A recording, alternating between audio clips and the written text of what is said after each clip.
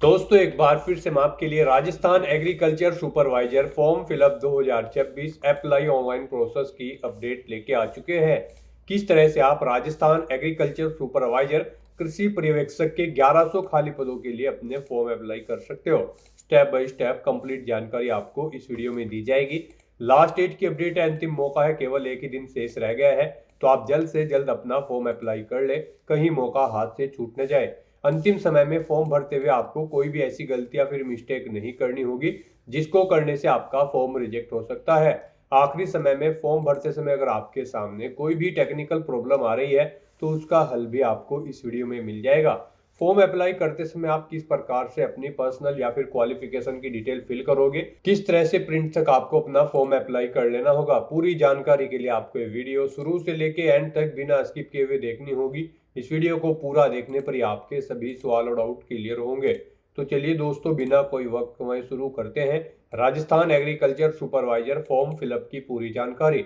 Form भरने से पहले आपको सबसे पहले हमारी वेबसाइट IND सरकारी नौकरी के इस पेज पर विजिट करना होगा, जिसका लिंक आपको नीचे description plus first comment box में मिल जाएगा। और हमारे इस पेज पर विजिट करके आप यहां से राजस्थान एग्रीकल्चर सुपरवाइजर का फॉर्म अप्लाई कर सकते हो। राजस्थान एग्रीकल्चर डिपार्टमेंट कृषि विभाग के अंतर्गत एग्रीकल्चर सुपरवाइजर की पोस्ट निकली हुई है, 1100 वैकेंसीज है। लास्ट डेट की अपडेट है, अंतिम मौका है, केवल एक ही दिन शेष है, 11 फरवरी तक आप अपना फॉर्म अप्लाई कर सकते हो। लेवल 5 के अंतर्गत सैलरी है, BSc एग्रीकल्चर और 12th एग्रीकल्चर से आप अप्लाई कर सकते हो। 18 से 40 वर्ष आयु सीमा है, 600, 400, 300 रुपए फीस है। रिटर्न एग्जाम के आधार पे आपका सिलेक्शन किया जाएगा। ऑनलाइन अप्लाई कर सकते हो। राजस्थान जॉब लोकेशन है, ऑल इंडिया से ऑनलाइन कर सकते हो। sso.rajasthan.gov.in की ऑफिशियल वेबसाइट है, जिससे आप फॉर्म अप्लाई कर सकते हो। इंपोर्टेंट लिंक सेक्शन के अंतर्गत ऑफिशियल नोटिफिकेशन PDF लिंक पर क्लिक करके आप इसके PDF डाउनलोड कर सकते हो।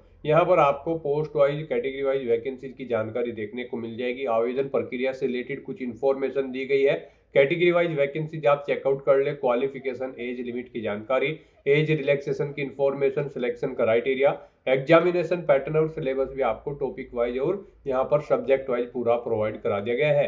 तो फॉर्म अप्लाई करने से पहले आपके नोटिफिकेशन की PDF पूरा पढ़ना अनिवार्य है। इसको पूरा पढ़ने से ही आपके सभी सवाल और डाउट क्लियर होंगे। PDF रीड आउट करने के बाद में आपको अप्लाई ऑनलाइन के इस लिंक पर क्लिक करना होगा, तो आपके सामने ऑनलाइन आवेदन करने का ये ऑफिशियल पोर्टल ओपन हो जाएगा। गाइड यहाँ पर अगर आपने पहले से रजिस्ट्रेशन कर रखा है तो आपको अपनी SSO ID या फिर यूजर नेम एंटर करना है, अपना पासवर्ड आपको एंटर करना है, ये कैप्चा कोड आपको यहाँ पर एंटर करना है और उसके बाद फिर आपको यहाँ पर लॉगिन की स्टेप पर क्लिक करते हुए अपने डैशबोर्ड में लॉगिन करके अपना फॉर्म अप्लाई कर लेना है। और अगर आप इस पोर्टल के थ्रू किसी भी भर्ती के लिए फर्स्ट टाइम अप्लाई करने जा रहे हो तो सबसे पहले यहाँ पर आपको अपना रजिस्ट्रेशन करना होगा। कैसे आप अपना रजिस्ट्रेशन कर सकते हो, इसका कंप्लीट प्रोसेस के लिए आपको एक हमारी दूसरी वीडियो इस वीडियो के डिस्क्रिप्शन बॉक्स में मिल जाएगी, उसका लिंक, उस लिंक पर क्लिक करके आप चेकआउट कर सकते हो कि कैसे आप step by step Rajasthan single sign on के पोर्टल पर अपना रजिस्ट्रेशन कर सकते हो। और फिर अपनी SSO ID या यूजर नेम का यूज करते हुए, पासवर्ड यूज करते हुए, ये कैप्चा कोड यहाँ पर एंटर करते हुए आप लॉगिन करके अपना फॉर्म अप्लाई कर सकते हो। तो यहाँ पर अब आपको लॉगिन करना है। लॉगिन करने के बाद आपके सामने कुछ इस तरह से इंटरफेस ओपन होगा। यहाँ पर अब आपको रिक्रूटमेंट पोर्टल के इस ऑप्शन पर क्लिक करना है। लॉगिन करने के बाद आपको यहाँ पर अपने डैशबोर्ड में ऑन गोइंग रिक्रूटमेंट सेक्शन में आना है। और गाइज अगर यहाँ पर आप ओल्ड यूजर है तो फिर आपके सामने यहाँ पर अपने डैशबोर्ड में लॉगिन करते ही कुछ इस तरह से इंटरफेस शो होगा। अब यहाँ पर आपको अपने OTR की कुछ बेसिक डिटेल्स एडिट करनी है। ये डिटेल आपको एक बार यहाँ पर प्रोवाइड करनी होगी। यहाँ पर सबसे पहले आपको अपनी मदर का नाम एंटर करना है, फिर आपकी बॉडी पर कोई कट या तिल का निशान है तो उस पहले इसका नाम देना है। अपना मैरिटल स्टेटस आपको सिलेक्ट करना है, आप मैरिड हो या फिर अनमैरिड। अपना परमानेंट एड्रेस यहाँ पर आपको एंटर कर देना है। फिर यहाँ पर आपसे पूछा गया कि क्या आप किसी स्पेशल कैटेगरी के अंतर्गत आते हैं, आप आर्म फोर्सेस सर्विस से बिलोंग करते हैं, अगर करते हैं तो यस ऑप्शन सेलेक्ट करेंगे, नहीं तो नो ऑप्शन आप सेलेक्ट कर लेंगे। उसके बाद यहाँ पर आपको अपना लेफ्ट थंब इंप्रेशन अपलोड करना है। JPG फॉर्मेट में 20 KB से 50 KB के बीच में आपको अपना LTI यहाँ पर अपलोड करना है। उसके लिए आपको अपलोड के ऑप्शन पर क्लिक करना है, फाइल को सिलेक्ट कर लेना है और अपना लेफ्ट थंब इंप्रेशन यहाँ पर आपको अपलोड कर देना है। इस तरह से ये फॉर्म फिल करने के बाद गाइज आपको यहाँ पर सबमिट के इस ऑप्शन पर क्लिक करके अपनी ये डिटेल सबमिट कर देनी है। ये यहाँ पर अगर आप ओल्ड यूजर है तो आपके सामने फॉर्म शो होगा और अगर आपने न्यू रजिस्ट्रेशन किया हुआ है तो फिर आपके सामने ये फॉर्म शो नहीं भी हो सकता है। तो यहाँ पर आपको अपनी डिटेल सबमिट कर देनी है। आपकी डिटेल सबमिट होने के बाद आपको आपके डैशबोर्ड में ऐड कर दिया जाएगा। फिर आपको आपके डैशबोर्ड में ऑनगोइंग रिक्रूटमेंट सेक्शन में आना है और यहाँ पर आने के बाद गाइज आपको agriculture supervisor direct recruitment 2026 RSSB के इस सेक्शन में आना है और यहाँ पर आने के बाद फिर आपको अप्लाई नाउ के स्टेप पर क्लिक करते हुए इस भर्ती के लिए अप्लाई कर लेना है। जैसे ही आप अप्लाई नाउ के इस ऑप्शन पर क्लिक करेंगे आपके सामने कुछ इस तरह से इंटरफेस शो होगा। अब आपको यहाँ पर गाइस दोबारा से एग्रीकल्चर सुपरवाइजर की इस टैब पर क्लिक करना है और उसके बाद यहाँ पर आपके सामने कुछ इस तरह से इंटरफेस ओपन हो जाएगा। यहाँ पर आपका एप्लीकेशन फॉर्म स्टार्ट हो चुका है। कुछ चीज़ें यहाँ पर आपको ऑटोमेटिकली फिल मिल गई है जो आपके रजिस्ट्रेशन टाइम पे आपने प्रोवाइड कराई थी, वो यहाँ पर आपको कुछ चीज़ें ऑटोमेटिकली फिल मिल गई है। अब यहाँ पर आने के बाद बस आपको अपनी माता का नाम यहाँ पर एंटर करना है। फिर यहाँ पर आपको अपनी श्रेणी सेलेक्ट कर लेनी है, आप किस श्रेणी से बिलोंग करते हैं। राजस्थान स्टेट से अलग कैंडिडेट अगर अप्लाई करते हैं तो केवल जनरल कैटेगरी कैंडिडेट अप्लाई कर सकते हैं। फिर यहाँ पर अगर आप विशेष दिव्यांगजन श्रेणी के अंतर्गत आते हैं तो यहाँ पर आप ऑप्शन सिलेक्ट करें किस दिव्यांगजन श्रेणी के अंतर्गत आप आते हैं। नहीं आते हैं तो यहाँ पर आप नॉट एप्लीकेबल ऑप्शन सिलेक्ट कर लें। उसके बाद यहाँ पर आपको उप विशेष दिव्यांगजन श्रेणी सिलेक्ट करनी है अगर आप दिव्यांगजन श्रेणी के अंतर्गत आते हो। उसके बाद यहाँ पर आपको अपनी श्रेणी का प्रमाण पत्र संख्या देनी होगी और फिर आपको बताना होगा कि क्या आपको स्रोत लेखक की आवश्यकता है। अगर है तो यहाँ पर आप स्वयं उसकी प्रबंध करेंगे या फिर विभाग को उसका प्रबंध करना है, यहाँ पर आपको ऑप्शन मिल जाएगा। और गाइस अगर आप यहाँ पर विशेष दिव्यांगजन श्रेणी के अंतर्गत नहीं आते हो तो फिर आगे के ये ऑप्शन आपको यहाँ पर डिसेबल्ड कर दिए जाएंगे। उसके बाद यहाँ पर आपको अपना रिलीजन सिलेक्ट करना है, अपनी वैवाहिक स्थिति मैरिटल स्टेटस आपको बताना है, आप मैरिड हो या फिर अनमैरिड हो या फिर डाइवोर्स हो, आप अपने अकॉर्डिंग ऑप्शन सिलेक्ट करें। उसके बाद यहाँ पर अगर आप मैरिड हो तो यहाँ पर आपको अपने जीवित बालक की संख्या देनी है और आपको यहाँ पर आपका मोबाइल नंबर ऑटोमेटिकली फिर मिल जाएगा। अपना व्हाट्सएप मोबाइल नंबर देना चाहते हैं तो वो यहाँ पर आप दे सकते हैं। आपके पास जन आधार आईडी है तो वो आप यहाँ पर एंटर कर सकते हैं, नहीं है तो इस कॉलम को आप खाली छोड़ दें। गाइस यहाँ पर जिन कॉलम के सामने रेड कलर का स्टार बना हुआ है उनमें आपको डिटेल्स देनी मस्ट है और जिनमें नहीं बना हुआ है वो ऑप्शनल है, आप उनकी डिटेल चाहे तो दें चाहे या फिर न दें। यहाँ पर आप अपनी पोस्ट सेलेक्ट करें जिसके लिए आप अप्लाई करना चाहते हो। उसके बाद यहाँ पर आपको अपना कोरोस्पोंडेंस एड्रेस एंटर करना है। कोरोस्पोंडेंस एड्रेस में आपको अपना स्टेट चुनना है, अपना डिस्ट्रिक्ट चुनना है, शहर या फिर गांव का नाम देना है, अपना पिन कोड देना है, अपना फ़ोन नंबर देना है, ये ऑप्शनल है। इस तरह से अपनी डिटेल्स फिल करने के बाद अब गाइस यहाँ पर आपको नेक्स्ट के इस ऑप्शन पर क्लिक कर देना है। फिर आपसे पूछा गया है जो मोबाइल नंबर और ईमेल आईडी आपने दी है क्या वो करेक्ट है।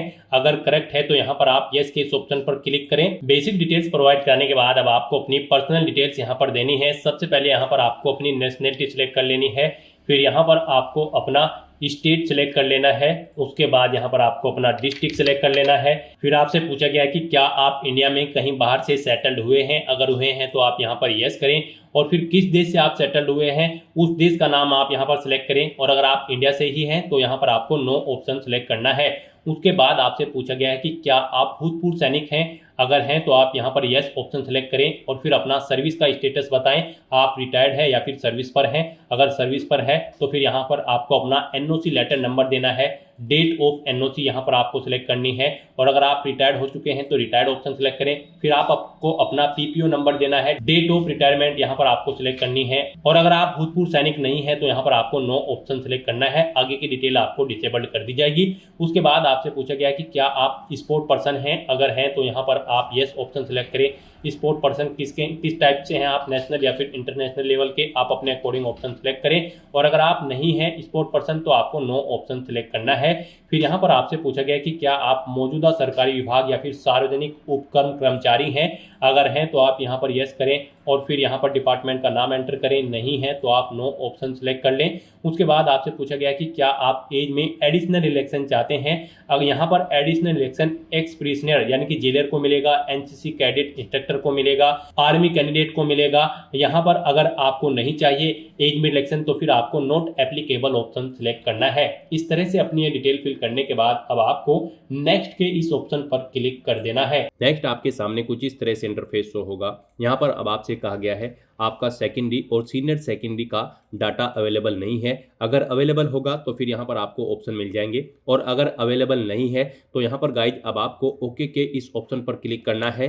नेक्स्ट आपके सामने कुछ इस तरह से इंटरफेस शो होगा। गाइस यहाँ पर अब आपको अपनी डॉक्यूमेंट डिटेल्स प्रोवाइड करनी है। यहाँ पर अब आपके एसएसओ के जो पोर्टल से फॉर्म भरे जा रहे हैं उनमें अब आपको अपनी डॉक्यूमेंट डिटेल्स अपडेट करनी होगी। उसके बाद यहाँ पर आप फॉर्म भर पाएंगे। यहाँ पर अब आपको अपनी डॉक्यूमेंट डिटेल अपडेट करने के लिए सबसे पहले अपना नाम एंटर करना होगा। जैसे ही आप इस बॉक्स में अपना कर्सर लाएंगे यहाँ पर आपको कीबोर्ड शो हो जाएगा। आपको हिंदी में अपना नाम एंटर करना होगा, अपने फादर का नाम एंटर करना होगा, अपनी मदर का नाम एंटर करना होगा और उसके बाद गाइज आपको यहाँ पर अपडेट के इस ऑप्शन पर क्लिक करके अपनी डिटेल यहाँ पर अपडेट कर देनी होगी। तो जैसे ही आप यहाँ पर कैंडिडेट नेम के इस ऑप्शन पर क्लिक करेंगे तो आपके सामने कुछ इस तरह से कीबोर्ड शो हो जाएगा।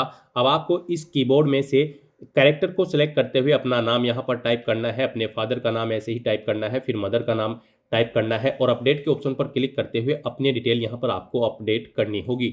अपडेट के ऑप्शन पर क्लिक करने के बाद आपके सामने आपका नाम यहाँ पर आपको इंग्लिश और हिंदी में शो कर दिया जाएगा। आपको इसे केयरफुली चेकआउट करना है कि इनमें स्पेलिंग वगैरह सब सही है और उसके बाद गाइड आपको यहाँ पर कंफर्म एंड सेव के इस ऑप्शन पर क्लिक करना है।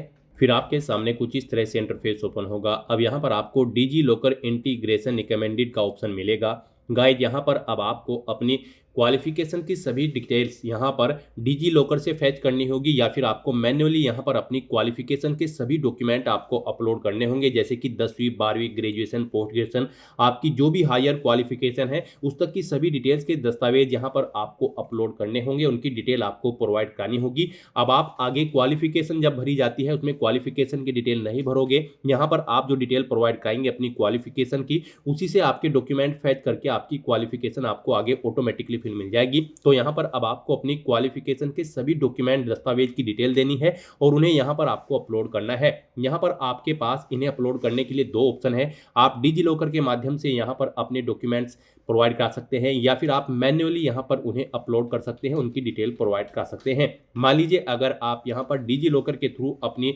डॉक्यूमेंट्स यहाँ पर फैच करना चाहते हैं तो उसके लिए आपको इस चेकबॉक्स को ओके करना है और गाइज फिर आपको यहाँ पर सबमिट के इस ऑप्शन पर क्लिक करना है।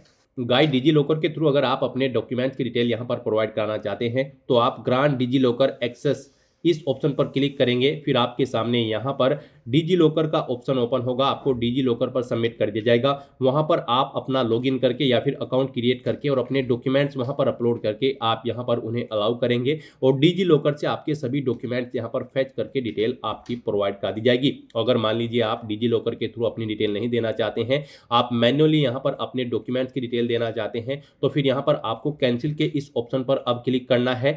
गाइस यहाँ पर अगर आप अपने डॉक्यूमेंट मैन्युअली ऐड करना चाहते हैं तो कैंसिल के ऑप्शन पर क्लिक करके आपके सामने कुछ इस तरह से इंटरफेस शो होगा। अब यहाँ पर आपको नोट अपलोडेड के इस ऑप्शन पर क्लिक करना है डॉक्यूमेंट वैलिडेशन सेक्शन में और उसके बाद गाइस आपको ऐड एजुकेशनल डॉक्यूमेंट्स आपको इस ऑप्शन पर क्लिक करना है। तो यहाँ पर अब आप अपनी एजुकेशनल क्वालिफिकेशन की डिटेल देंगे। मान लीजिए आप 10th की डिटेल प्रोवाइड करना चाहते हैं तो यहाँ पर 10th ऑप्शन सेलेक्ट करेंगे, क्वालिफिकेशन का लेवल से सिलेक्ट करेंगे, क्वालिफिकेशन की डिटेल देंगे, बोर्ड या यूनिवर्सिटी का नाम देंगे और फिर यहाँ पर आपको ग्रुप सेलेक्ट करना होगा जिस ग्रुप के अंतर्गत आपने अपनी 10वीं क्लास पास आउट की है। उसके बाद यहाँ पर आपको अपनी सब्जेक्ट की डिटेल देनी होगी। उसके बाद यहाँ पर आपको टाइप ऑफ एग्जाम सेलेक्ट करना है। फिर यहाँ पर गाइड आपको अपने रिजल्ट की डिटेल देनी है। आपका रिजल्ट परसेंटेज में था, सीजीपीए में या फिर ग्रेड में या फिर पास या फिर फेल, आप अपने अकॉर्डिंग ऑप्शन सेलेक्ट करेंगे। परसेंटेज में अगर था तो यहाँ पर आप अपना रोल नंबर एंटर करेंगे, अपना इनरोलमेंट नंबर आप एंटर करेंगे, पासिंग ईयर सेलेक्ट करेंगे और यहाँ पर आपको मैक्सिमम मार्क्स देने हैं। फिर उनमें से कितने ऑब्टेन किए हैं वो यहाँ पर आपको देने हैं। इनके अकॉर्डिंग यहाँ पर आपकी परसेंटेज आपको शो कर दी जाएगी।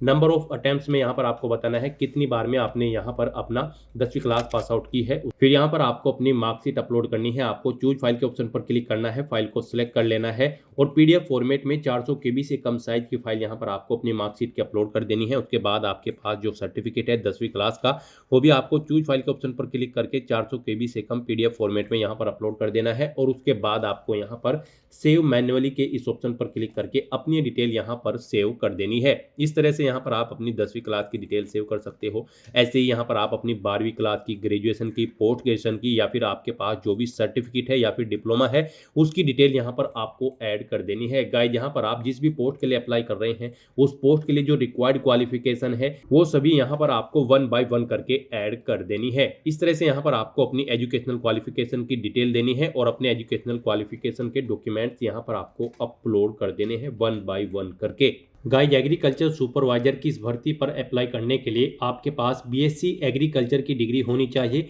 और 12वीं क्लास में भी आपका यहाँ पर एग्रीकल्चर सब्जेक्ट के साथ पास आउट होना जरूरी है किसी वेल रिकॉग्नाइज्ड बोर्ड से।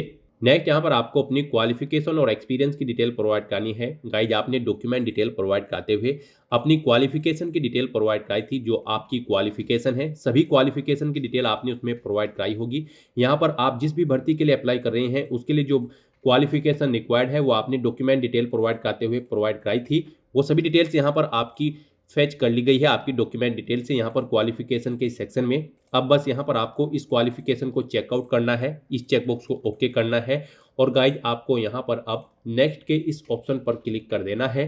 नेक्स्ट यहाँ पर आपको आपका फोटो और सिग्नेचर ऑलरेडी अपलोडेड मिलेंगे जो आपके OTR से फैच कर लिए गए हैं। OTR करते समय आपने अपना फोटो और सिग्नेचर जो अपलोड किए थे वो यहाँ पर आपको ऑलरेडी फैच करके शो कर दिए गए हैं। बस गाइज यहाँ पर अब आपको केवल नेक्स्ट के इस ऑप्शन पर क्लिक करना है।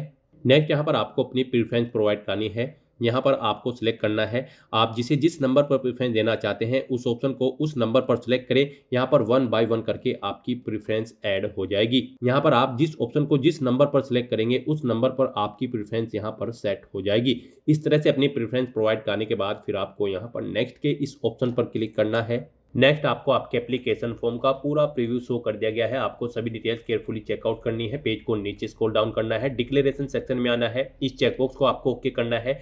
कहीं पर कोई मिस्टेक है तो आप अपडेट के इस ऑप्शन पर क्लिक करके अपने फॉर्म में आप चेंज आउट कर सकते हो। और अगर सभी चीजें ओके हैं तो बस यहाँ पर अब आपको अपना फॉर्म सबमिट कर देना है। उसके लिए आपको फाइनल सबमिट के स्टेप पर क्लिक करना है और अपना फॉर्म सबमिट कर देना है। उसके बाद आपके सामने ये पॉपअप शो होगा। यहाँ पर आकर आपको इस चेकबॉक्स को ओके करना है। फिर आपको सेंड OTP के ऑप्शन पर क्लिक कर देना है। उसके बाद आपके रजिस्टर्ड मोबाइल नंबर और ईमेल आईडी पर एक OTP सबमिट किया गया है। वो OTP आपको यहाँ पर एंटर करना है और उसके बाद यहाँ पर आपको वेरीफाई OTP के ऑप्शन पर क्लिक कर देना है।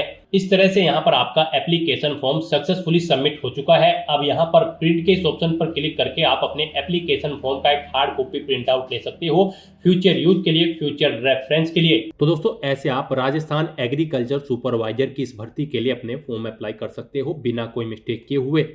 आज की इस वीडियो में बस इतना ही। आई होप ये वीडियो आपको पसंद आई होगी। अगर पसंद आई हो तो इसे लाइक और शेयर करें। चैनल पर नए हो तो इसे सब्सक्राइब कर लें। Thanks for watching.